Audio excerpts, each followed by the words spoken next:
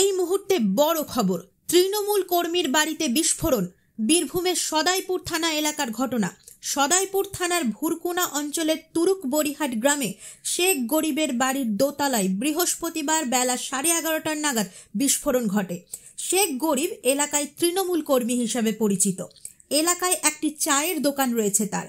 বিস্ফোরণের বিকট শব্দে কেঁপে ওঠে এলাকার মানুষ। ঘটনায় চাঞ্চল্য ছড়িয়েছে এলাকায়।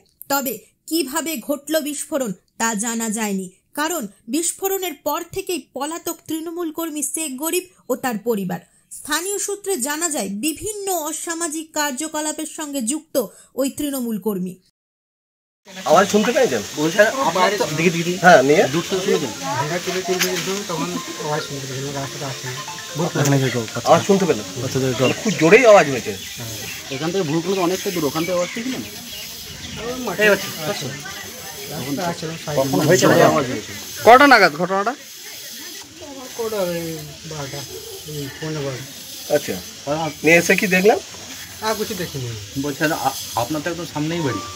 হ্যাঁ, আমার সামনেই বাড়ি। এর নাম কি? যার বাড়ি? গরিব। কোন করে? গরিব চা দোকান করে মোড়ে। আর এমনি কোন দল করে? কোন দল? টিএমসি দল করে সবাই। আচ্ছা, পদে আছে নাকি? টিএমসি করি। পদে আছে? পদে আছে নাকি? পদে বলতে পদে তো নাই, সবাই তো সাধারণ মানুষ। ইতিমধ্যেই ঘটনাস্থলে গিয়ে পৌঁছায় বিশাল পুলিশ বাহিনী। ঘটনাস্থল ঘিরে রাখা হয়েছে। কি কারণে বিস্ফোরণ ঘটল তার তদন্ত শুরু করেছে পুলিশ। নিতাই চক্রবর্তীর রিপোর্ট, নিউজ বার্তা। আমি ওখানে চান করছিলাম, চান করে কাপড় মেলছিলাম, ওখানে একটা আওয়াজ হলো। আওয়াজটা দেখি যে জানলা ভাগে ধোঁয়া বেরিয়েছে। কার বাড়িতে? এই বাড়িটা তো সামনে বাড়িটা। কার বাড়ি? ওটা শেখ গরিব। আচ্ছা, ধোঁয়া ছিল? হ্যাঁ। বোমা রাখা ছিল নাকি? একটা আওয়াজ হলো, কিরকম শব্দ। বোমা বিস্ফোরণ? আমি ওই রকম কিছু বলতে পারছি না যে বোমা বা কি। আমি আওয়াজটা পেলাম যে হ্যাঁ একটা শব্দ হলো। হ্যাঁ হ্যাঁ, তখন আসে নাই, তারপর এসেছিল। কেউ আহত হয়েছে? না, কারো আহত হয়নি।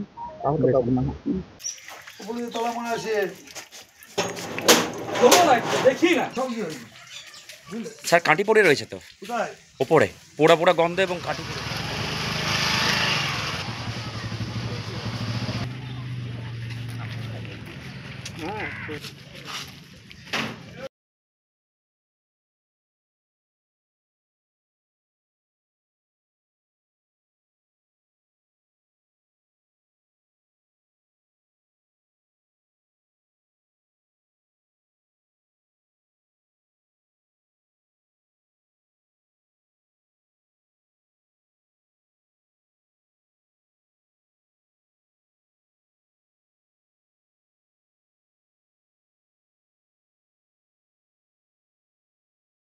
আপনার ঘরের স্বপ্ন কি এখনো অপূর্ণ?